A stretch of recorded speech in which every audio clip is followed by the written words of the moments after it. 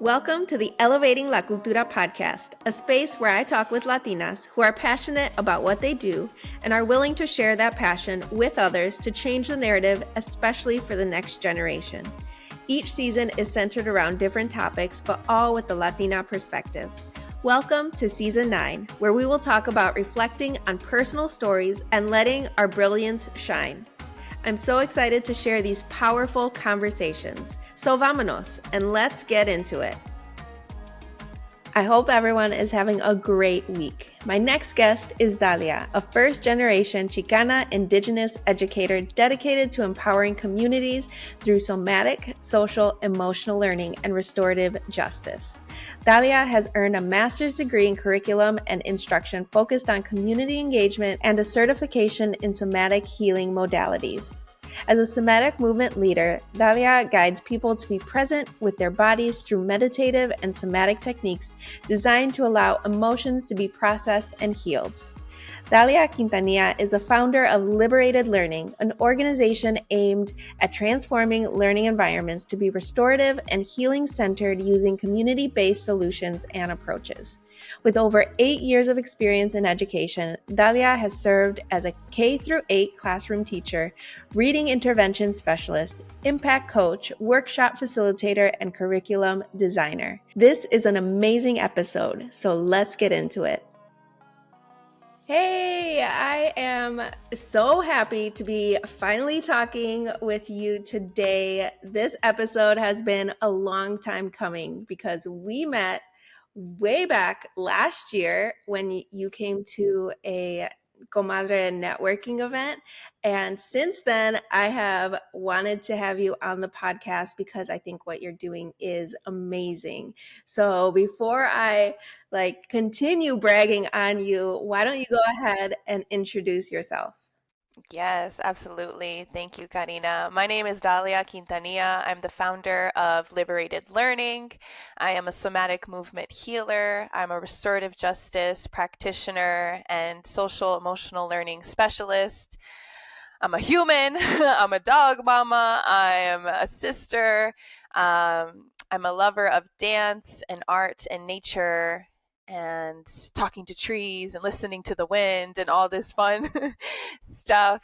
And yeah, building community with liberated learning, all these pieces, sort of come into this big stew that I feel like I've been cooking for the past year. And going to your, networking event was one of the first times I stepped out as an entrepreneur to sort of, see and connect with other like-minded folks. And I just remember being in awe, like, oh, we on the beach, we're having snacks, and it just was a great time to connect with you. So I'm so excited to be here today and just for our conversation.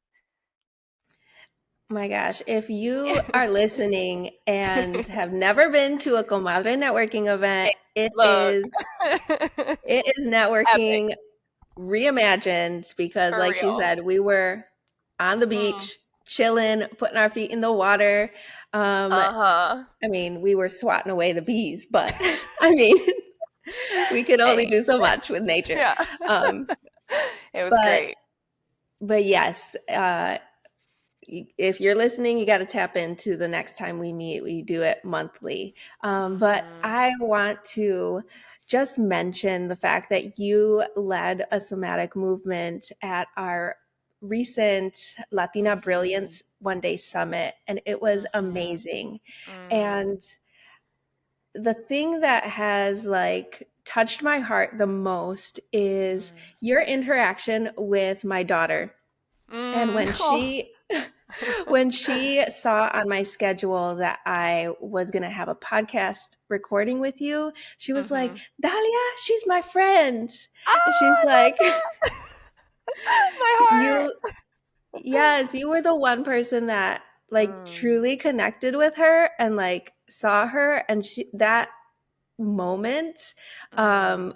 just, I guess, affirmed her in who she was. And like it, and maybe I'm thinking about it too grand, but it's those Mm. little tiny interactions Mhm. with adults that can really impact children. And Mhm. so I Oh. I love this. just like Because we are what you, friends. yeah, Yeah. yes.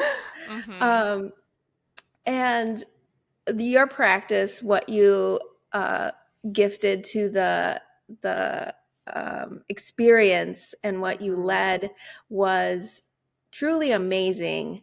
But Mm. I also am so grateful and thankful for your intentionality when interacting with my daughter, because that you Mhm. were the one person that Mhm. she was like, oh, Dahlia, I love her. She's my Aw. friend. Like she Hey, really, yes. Oh, yes. that's beautiful. And, to me, it brings up my experience also in teaching, which is, where my story starts. I was that person, that older, sister. I was that cousin that was watching all the kids. Like, that's just naturally who I've been. Even in my childhood is, gravitated towards children, like love their light and their innocence. And then that turned into my first career, and so anytime I see kids, you're right, I'm like intentional about, like, let me look at you in the eye, let me talk to you for real, let me show, like, give you that space and time. It's an art. It's a real, like, it's a real practice to be with kids of all ages and be able to help make them feel seen. And it makes me feel so good that she did feel seen, because I was like really trying to get to know her. So yeah, that's beautiful. And it's so much part of like the work and my inspiration for the work that I do now, sort of like my why, right, is to create spaces and give adults that training to help them create spaces for kids where they feel safe, where they feel validated, where they feel affirmed, where they feel like their inherent talents and skills and things they're interested in are celebrated and prioritized in the classroom, and it's in my teaching experience, not how it is, and it wasn't the norm, and it's not how schools are set up. So it was devastating after my first year teaching to realize, why do we treat kids this way? Why are these sort of belief systems that adults have, that kids are up to no good, that they're lacking, that there's something wrong with them, that they're broken. And especially kids that come from Black and brown communities, it was so much more like stigmatized. And the first school I actually taught at was one that had that stigma of like, oh, that's the Black and brown school, that's bad, like that's the one that, they got all the bad kids over there. And was completely different than my student teaching experience, which was at an affluent, mostly white, school. So right away I'm like, what is this? But yeah, that's what drives my work now, and that's why I found that restorative justice and now the somatic piece, right? Like how we live this stuff is so important knowledge to receive as an adult, as a student, as a young person, anybody, right? Because it gives us the actual tools to connect with each other, to have those meaningful interactions, to be intentional, to recognize when we're having a feeling and not run away from it, and be with it. So it's so interesting, like all these little pieces, but it all is part of the work I'm doing. So how long were you actually teaching in the classroom, Mhm. from like, because you said that you were uh, uh, shifting from student teaching to actually being in the Mhm. classroom. So Mhm. how long was that period before you were like, let me see what I can do? Mhm. Yeah, it was 6 years of trying to make that career work. So I started my first year, and then I went straight back to school because I did not feel equipped. I did not feel like what I had learned in my undergrad actually gave me anything of value to meet the kids that and the actual reality of what teaching is.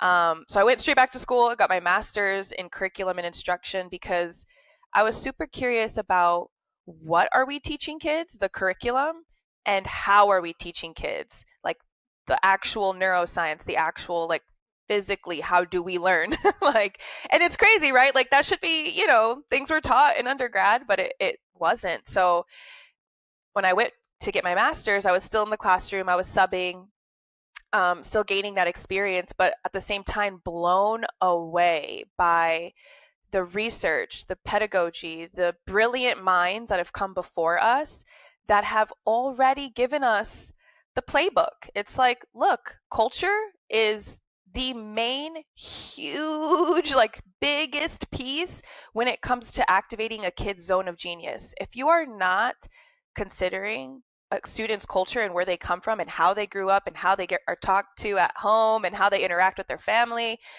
you're missing the whole point. You're missing the whole plot, right? Like that's, and it's proven, so I'm reading this stuff and I'm like, what? Just empowered with knowledge because it's there. It's all there, but it's just not practiced, which is the exact point of like what liberated learning aims to do, which is, yes, we know these things and we can conceptualize all day and we can talk about the theory, but what I'm really interested is the practice. How do we live this in the classroom? How do we live this in interactions with students? So after my master's, it was, okay, I'm excited. Like, let me apply this learning. I was still trying to make the school thing work. And I tried a bunch of different ways. I was a reading intervention specialist, and I was like, maybe the one-on-one, it's better. No, it wasn't it, and then I shifted again and it was a different angle. No, that's not it. And then I went back into the classroom, 8th grade teaching, and I was like, I love this because I was able to practice what I had learned. And then I met up against the system. I met up against a principal, an administration team, a school culture that did not accept me, and actually quite the opposite, like treated me in a stigmatizing way. There was a lot of hate I received from my principal, a lot of shade, a lot of, just, I'm like, like that. And it was just interesting because she had never been in my classroom, which, by the way, is not, she's supposed to, come see what's happening in each classroom. So she avoided my classroom at all costs, but just by the way I interacted with kids in the hallway, the way I walked my class to PE, it's felt that was something different about me. And because of that, it was like targeted to sort of try to single me out as like someone who doesn't know what they're doing. You're too young, you're too nice, you're too friendly, like you don't know what you're doing. So that ultimately ended up being a great growing moment for me where I had to learn advocacy and, sticking up for myself and inviting her into my classroom because I'm that new, and I think what they were still operating out of was that traditional model, right? So they don't understand the ways in which a healthy, healing, actually productive classroom and relationship building with students looks like. So that pushed me out. I was like, I'm done. I'm not doing this anymore. Like, there's no way I'm going to take this disrespect for this pay because I was still in poverty, it felt like. It's just like, why am I going to just take this? This makes no sense. And I found, again, another like avenue, right? Like, I still care about kids. I still care about this. But how do we help? So that's when I started training teachers, leading workshops, writing curriculum. And I was like, whoa, I can do all this stuff. I'm like, the skills. And I was blown away by the opportunity that started to like, and the curiosity that started to bubble, right? It's like, oh, you don't really know the path, that there's other options until you see the other options. So that's kind of what led me to come now to this entrepreneur world and be like, you know what, let me do that, but on my own. Yeah. Yeah, I think it's so important when well, let me back up because let me call There's a out lot the here. There's system. a lot here. Yes, yes. Let me just Mhm. acknowledge that Mm. even though like we are stepping into a place of Mhm. understanding what is wrong and how we can like shift it and fix it, the Mhm. system is Mm. still not accepting of that. It's like the system is so strong that it's like they don't know how to let go of that because of this fear of losing control. And Ooh. that's the exact point of the system, is to have control, to have order, to have just like a step and repeat. Like you should be just being able to produce. And Yes. when you put that language to what our children are experiencing, like in the school system, it's kind of painful, because then we're Oh just yeah. like, well, what are we doing? Like, why is it like this? But at the same time, it's so hard to break that system or Yeah. introduce something new. Like you said, like there's so much resistance because of that fear of losing control. Ooh, exactly. Yeah. And so, like, I applaud you for continuing to uh, pour into the people that can actually instill change, like the teachers. And I know it's so hard, but if it's not for people like you who are just like starting to shift and like really trying to figure out a way that would make the most impact, then it's never going to happen. And having these conversations over and over and over again just to bring awareness is so important to continue that propelling motion of like, we can do this. It's just going Change, to be yeah. real hard and it's going to take some Yeah. time. Yes. Oh, yes. I'm glad you brought that up because and from, I don't know, from the things I've seen and heard and been in and seen kids experience within the system, I feel very strongly about the need for that change. And it's sort of like this little fire under me that it's that urgency to like, y'all, babies are being traumatized. Like there's no like cute or like, sugarcoaty way to say it when you're talking about these themes of control and power and wanting kids to assimilate and fit into a certain box and follow certain rules and literally go against their design biologically. That's this other piece that I'm like, what? You want kindergartners to sit still all day long?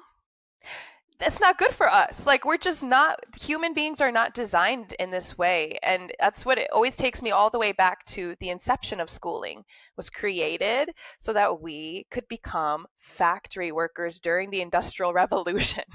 It is like so insane that our society, like you said, is resistant so much to change that it would not recognize the desperate need to evolve with society as we evolve. Look at the technology we have. Oh my God. Like, we need to change. We need to change. So yeah, it's definitely something that's like so close to my heart because of the experiences I've had within that system and been like this close to it and just absolutely disgusted. Like I don't have nice words to say because it's just the truth. It's just the truth of what I've seen and experienced. So yeah, thank you for naming that because it is hard and there is that resistance, but to me it's also there's this like, yeah, and we're hurting people, so like we're gonna have to get over the fear of change and actually start to evolve like now, like it kind of reminds me of how, white supremacy teaches us to sort of like comfort white people and comfort, the status quo and be like, okay, yeah, like all our DEI trainings and all the trainings in schools that are just so fake. Like it's just all about like, okay, but let's make it like nice so that when the white person hears it, it doesn't hurt as bad, and it's like, no, like and also me growing up in Iowa, mind you, so there's another whole layer here of the trauma that I experienced all throughout my, childhood, being one of the only brown girls all that. So to me, there's this other just layer of, there's a little more like, not harshness, but like, let's go. Like, I'm tired. We're tired of like sugarcoating it or making it seem like it's not urgent. It's urgent. It's super urgent. Yeah, and that brings me to ask, Mhm. how are you healing Mm. yourself and creating Mhm. space for Mhm. you to continue doing this work? Yeah. Because, like, I've been doing the work that I'm doing for 6+ years. Mm. And at the beginning, it was rough. Like, when you pull that thread and you realize, like, oh my gosh, my whole life, like, was I was being made to assimilate. And like when you start thinking back Mm. at how when it first started, and you're just Mhm. like, what? But you believe in the work that you're doing so much that Yeah. are willing to put in the work. And I Mm. remember when I made an appointment with my therapist a few years ago, and I was like, look, I'm going to be doing this work. I'm going like 100% in, but I Mhm. know I need to like address these parts of my history, Mhm. and I Mhm. need to like reconcile and heal that part in order for me to get to the next level. So Mhm. I'm curious as to what your journey was and Mm. is, and Mhm. how you are doing the work in your own life in order to be able to best be there to support others. That's such a good question. It's so exactly like the path of entrepreneurship is like, if you ain't healing at the same time, there's going to be some turbulence. But luckily for me, the realization of really needing to address, what happened to me in my childhood and start my healing journey, started about 4 years ago when I first moved to Chicago. Um, so I had finished my master's and I came here just to get out of Iowa mostly, but also because I was searching for community. I was searching for, people that thought like me and wanted to make similar impact as I did, and never really having that as a child or a teen or a young adult, never having community that thought like me. So when I got here, it was like, wow. Big difference. And still, even today, sometimes I find myself like, with the events you put on and other people like the Latina Brilliance Summit, all these things, I'm just like, it's healing for me in and of itself to be in those spaces. But more specifically, when it comes to my healing journey, it's been a lot of being with discomfort, being with the scary parts of my story without judging, without criticizing, without blaming, or, like trying to intellectualize, like make it make sense. Because there's just some things that happen to us as humans that don't make sense, that aren't just literally just aren't okay, just aren't. And there's a level of acceptance I've been able to find through therapy, hugely. Therapy, therapy, therapy. Um, I 2 years ago found a art-centered somatic therapist, which at the time I didn't know. I'm like, oh, this sounds cool. Like, you specialize in all these things, perfect. But that's what really started opening my eyes and my heart and my body to the world of somatics. And not recognizing that that was really where the biggest disconnect was when it came to me being honest with myself about where I was at. So I, in my teen years, it started, but I was diagnosed with a condition called vasovagal syncope, which pretty much just means you faint at, medical situations. There's no like actual like reasoning they understand. It's just a fancy way to say that you faint um sometimes. So that would happen to me, when I'd go get a shot, or sometimes a doctor could just be like explaining to me the procedure and I'd be like, out, and just I always kind of accepted it. I was like, this is just something, I'm just this is just something about me that happens. And then a year ago, some time ago, I tore my ACL, which was a crazy thing for me. Worst fear ever was surgery. Never have had any major injury prior, and played soccer all my life. Like I was rough and tough, like muddy girl, and just playing with friends, like lighthearted. Tears her ACL. So it's like, wow, okay, let's get into this. And so with that, big injury and surgery looming and all these scary things that were going on with my body, I was like, I have to address this fainting thing. Like this, like I don't want to be fainting when I have to go to the doctor. And it was just like another added layer of stress. So that's where real more intense work started happening with my therapist of like, how do I ground? What is going on here? I went to a neurologist and they were basically like, yeah, you're just stuck in your trauma. I'm like, okay, neurologist, you're supposed to tell me like what, you know, like, okay. So that's really where a lot big shifts started happening for me in the healing, where I was like, oh, I can connect to my breath and my breath helps keep me grounded. Oh, if I put a little lavender on my wrist and take it in with me with the doctors and just like focus on the smell, it helps me stay here, like not leave my body.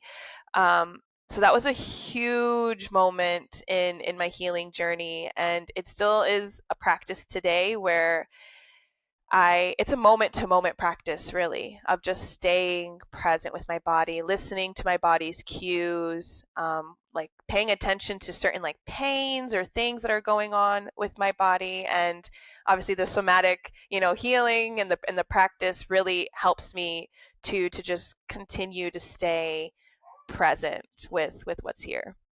Yeah, I didn't know that about you, but I Mhm. appreciate you sharing because I feel Mhm. like that there's so many things that we keep silent and don't realize, like, oh, other people might be dealing with that, and we can actually find community. Like, we Mhm. don't have to deal with this alone. Alone. Mm. Um, so yeah, thank you for sharing. Mhm. And I like that's amazing that you have been able to find ways to stay grounded, which brings me Mm. to my Mhm. next question. And that's like explaining the somatic movement because you just got like certified, right? Yeah. Uh-huh. As a um I don't even Movement know the healer. exact yes, Yeah, the there's exact lots of title. lots of different titles, but yeah, a movement healer. We'll go with that. Yeah. And Mhm. so honestly, like when I had you come in for the summit, I didn't exactly know what to expect. Like Most I people just saw don't. things Yeah. I saw things on Uh-huh. social media and I was like, that Hey. sounds like that is going to be a great way to end our time together. Like let's Mm. do it. And I Mhm. trusted you completely. And it was amazing. It was an amazing experience. But I'd love Oh. for you to talk a little bit more about that and maybe explain Mm. what that all means. Yeah, thank you for trusting me. Yeah, it was so like, okay, yeah, let's do it. Fine. Sure, come through.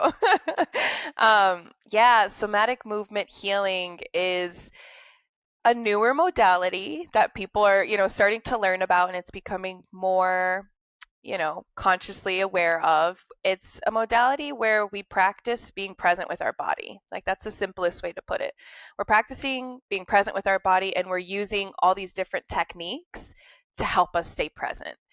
What I find is so powerful about the method is that humans today, we're overstimulated, right? We all know this. Like there's so much and we're just used to being overstimulated. So when someone tells you go sit down and meditate and that's going to help you heal your problems, you're like, yeah, sure, okay. I don't know about y'all, but for me, silent, still meditation is so difficult. It is so difficult. I'm also in like neurodivergent brain, so like I need a fidget, I need something, like it's so hard. With somatic movement healing, there is the music is a huge part of the experience. So like there is a whole journey that, we take people through where, as you kind of experienced in that little snippet we did, it starts with sort of like nature sounds or frequency, things to get us grounded and connect to the breath. And then it turns into something like you would hear at a DJ rave, and it's like, okay, shake your body, right? Like it's the switch up. It's a whole experience in the music, right? And then we use breath work. So, okay, let's focus on our breath or certain techniques that help us be more aware of our breath. Then we use meditation, but again, we're not thinking of meditation as sit still, be quiet, just eliminate all the craziness. It's dynamic meditation. So we might be invited into a movement, right? And a breath, and I invite you to close your eyes, and the movement, the music, the breath become your meditation. It is like in the movement, in the practice, in the repetition of the movement, you find presence. You can find that sort of like stillness, that peace of just like being here in the moment with the movement, with your breath, with the music. So it's like a little bit of like the stimulation, right? And it helps us to like stay here, stay present. Another part of the method is the somatic postures. So there's certain movements that help us connect with certain emotion. So like there's a movement for forgiveness, there's a movement for love, there's a movement for enlightenment, right? That's one that we practiced at the Latina Brilliance Summit, which no one knew, but I was like, yeah, we're getting enlightened, And then the other part that's really fun is ecstatic dance. So this is also something that I've noticed is starting to become a little more popular, and people are, more interested in trying it. There's a few places around in Chicago that I know offer ecstatic dance, but it's basically a time where you let your body move the way it wants to move. And the way I phrase that usually in the practice is let your body move you. Like let your body tell you what it needs. And if we can practice shutting the mind off of like, what do I look like? This isn't choreography. This is not like how so and so, dances, because it's not about that.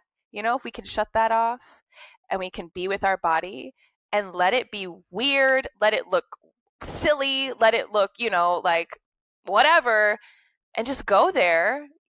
There's so much healing that can happen. Like there's so much change that can happen in your body, and release that can happen in your body. So it's such a powerful, potent practice. I've been able to offer a virtual session recently, last month. Was that last month?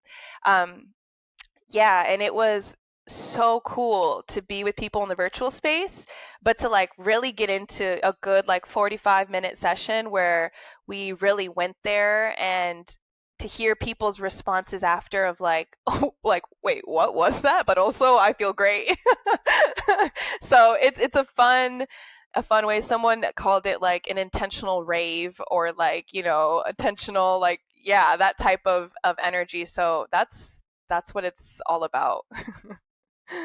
Yeah, I mean, the session that I experienced was a shorter session, Mhm. and I kind of wanted it to keep going. I think, I You're mean, like, wait.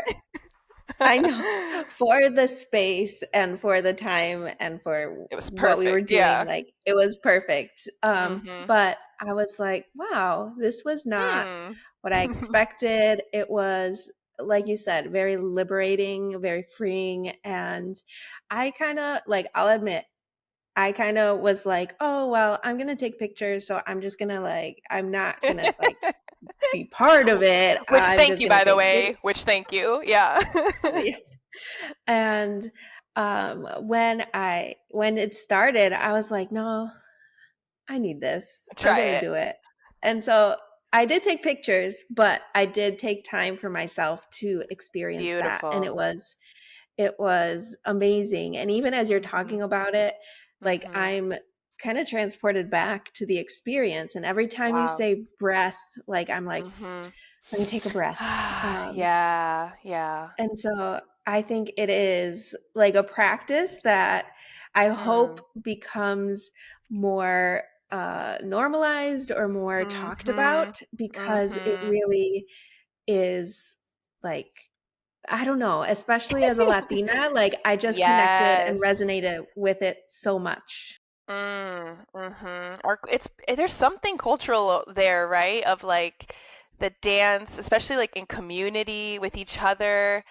Yeah, there's something really, really powerful that we get to tap into when we like let all of it go, because I feel like that's, there's also something really vulnerable, especially about doing it in person. It's like, oh, what are people like gonna say? Look at me. And that's why I was like, the virtual space is a little extra special because you could turn your camera off, or like even if you do see other people, like everyone's in their own experience. So definitely, I'll let you know when our next virtual one happens, because that might be a good time to like, let's see, like let's try it on a little bit. But I'm really glad that it landed for you in that way, because I think a big lesson and opportunity that somatic healing gives us is remembering that healing doesn't have to like be painful or be work.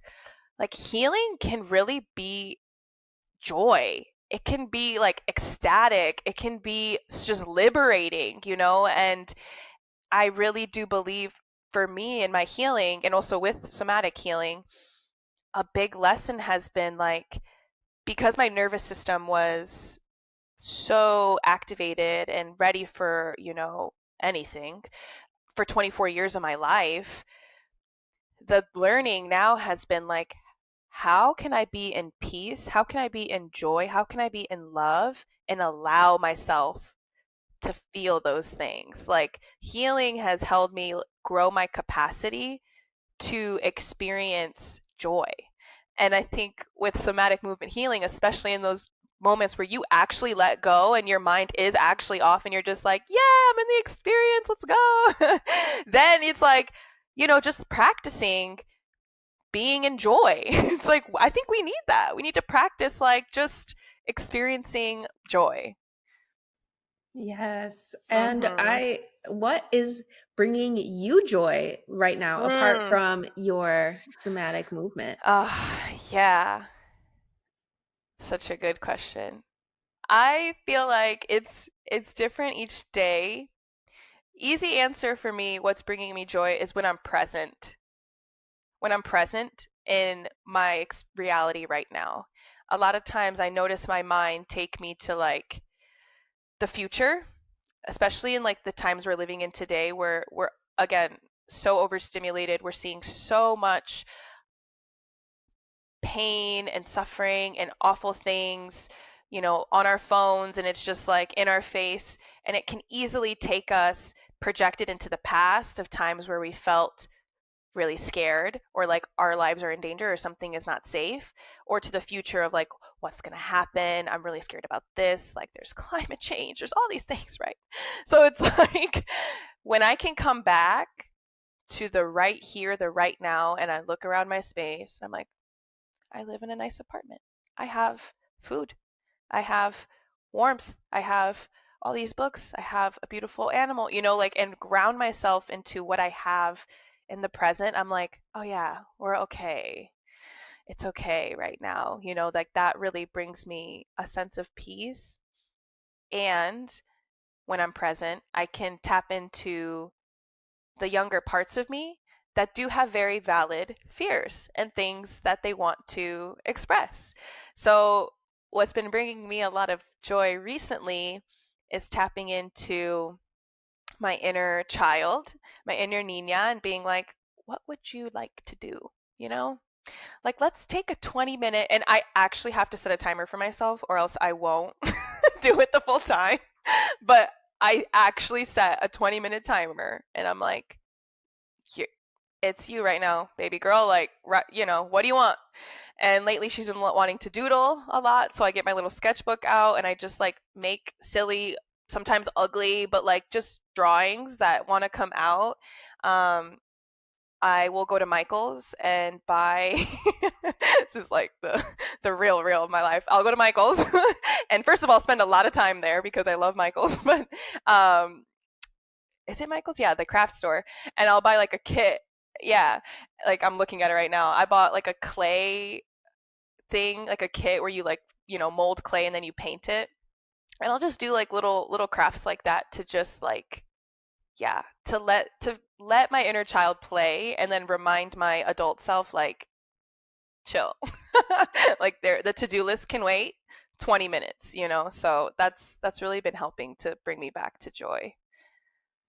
Oh my gosh, that's amazing. It's I fun. think of, yeah, watching my kids create, and Isn't it fun? Yeah. I'm, yes, and I'm like, Uh-huh. dang, I didn't get to do that when I was younger. So, what encouragement or advice do you have for the next generation? Uh, this is a beautiful question. And it like reminds me of a project that's sitting in my drive of a passion project that I'm starting to work on more and put more energy towards. But what it is I want to write a book or some sort of like graphic novel-esque though, because I know what the kids are reading these days. They're not going to read an actual novel. It's just not what's happening. Graphic novel-esque book that kind of answers this question, really. So it's like when you asked me that, that was the first thing I thought of, like, oh yeah, that project. Because there's so much I want to say, and there's so much I want to validate and affirm in kids of today, because there's no way that I could even begin to understand what it's like to be a kid today. So there's just a lot of like compassion and like love that I want to send their way and strength that I want to send their way. But as we've been seeing, I feel like with these generations that are coming after us, and which always just give me so much hope, is they're changing, right? And they're like better than our generations were, which is it's how it's supposed to be, right? But because our generation doesn't look at that as like, oh, you think you're better, like back in my day, like we don't do that. We're just kind of like, wow, like you let your kids create and encourage them to be themselves boldly. I think that's a huge piece that I'll pin at, is letting and encouraging kids to be themselves authentically without having to assimilate like we did, or try to fit in certain ways like we did, or straighten the curls because the curls are fine. They're beautiful. Leave your curls alone. Let them be. And just be yourself. Like be yourself authentically. Be weird, be loud, be colorful, be creative. Like I love that what we're seeing in these next generations is that that's a little more accepted, a little more, their norm. Not totally, definitely not, but that's kind of what would be my last sort of message of just like be yourself and let it ride. Yeah. This conversation has made me so happy. It has brought me so much joy, and I'm so thankful for your time and just your willingness and vulnerability in sharing. So, I hope that all my listeners connect with you, find you on social media. But where can they do that? Yeah. Best place would probably be Instagram or my website at the moment. So on Instagram, you can follow at liberatedlearning.org, and my personal is at Dahlia Quintanilla. And then the website is liberatedlearning.org. So pretty simple, but yeah, I would love to connect, chat, all the things. And thank you, Karina, for the space and time to share and get into the good stuff. I appreciate you so much. Yeah. So, would you say that if someone is an educator, they could connect with you through your workshops, and then anyone Mhm. can connect with you through your somatic movements? Yes, everyone and anyone is welcome to try the movement healing. Absolutely. Yeah, educators, occupational therapists, social workers, counselors, those are the people that have already been drawn to the work. Also, like community organizations, places that might need even like a curriculum refresher with whatever they're working on. We know a lot of our stuff is outdated, so that's something that we also work on and do with organizations. And anyone who's, engaging with young people and wants to do that in a way that's restorative and healing. Perfect. Oh my gosh. Mhm. This has been amazing. This has been the perfect start to my day. We're recording in the Yay. morning and Yes. I love it. I'm going to go into the day and into the weekend like pumped and Yes, just me like too. free. So thank you so much. Yes, thank you, Karina. So appreciative. And I'm sure we'll connect. We'll hang out soon. But Hey, we for got now, things. Yeah. yeah. For now, I'll say goodbye and thank you so much. Yes. Bye. Bye. Talk soon. Oh my goodness. Dahlia is such a joy to talk to. Definitely connect with her. There'll be a new episode every Tuesday, so after you listen, feel free to take a screenshot, post on Instagram, and tag @Elevating La Cultura, or send me a DM. You can also comment on our YouTube video if you're watching online. I always like to hear from people and how they resonate with the stories that I share. So leave a review on Apple Podcasts so we can get more ears listening to these stories and we can continue elevating la cultura. And if you haven't already, check out the Elevating La Cultura Comunidad on Facebook. We also host monthly Comadre networking events, so if you're in Chicago, join us for one of those. All upcoming events can be found on the website elevatinglacultura.com. All right, enjoy the rest of your day, afternoon, evening, whenever you're listening, y nos vemos next week. Bye.